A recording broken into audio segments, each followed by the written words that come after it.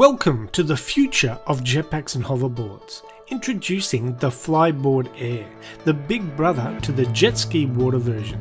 In 2016, Zapata Industries, the makers of the Flyboard Air, achieved its proof of concept milestone by producing the safest, most reliable, lightest, fastest and least expensive personal flight system ever created with the unveiling of the Flyboard Air. The device uses an independent propulsion unit and can fly for about 10 minutes at top speed of 93 miles per hour and can fly up to 10,000 feet. Any higher, and the pilot is required to use an oxygen mask to keep conscious.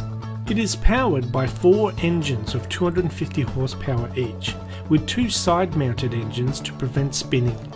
The Flyboard rider can control the direction of the board with their feet. However, a logic system is built into the board to assist the flyer with stabilization. The flyer also wears a backpack full of kerosene jet fuel to give them 10 minutes of flight time. Zapata Industries used the Flyboard Air to set a Guinness World Record for the farthest hoverboard flight after riding it for a distance of 2,252 meters along the coast of southern France. As fun and as simple as it looks to use and fly, the developers of the board claim it would be impossible to pilot a Flyboard Air without at least 50 to 100 hours of experience using the original Flyboard water version, which is a similar unit attached to a jet ski and used in the water.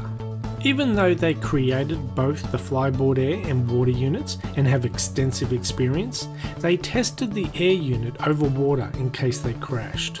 Due to the device's compact size and affordability, Zapata Industries recently announced the signing of a letter of intent for purchase by Implant Sciences, a US military firm, with the plans to develop various combat units that can fly in supplies or a similar unit soldiers can use to fly around the battlefield.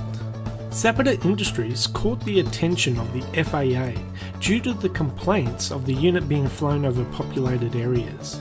A spokesperson for the FAA stated the following: "The device or operator did not have an FAA-issued experimental aircraft certificate, which is required for an experimental aircraft. Being it is a brand new piece of technology and is now on the radar of the FAA, pun intended, who knows, maybe in the future we will need a pilot's license to fly one and have to submit a flight plan before flying.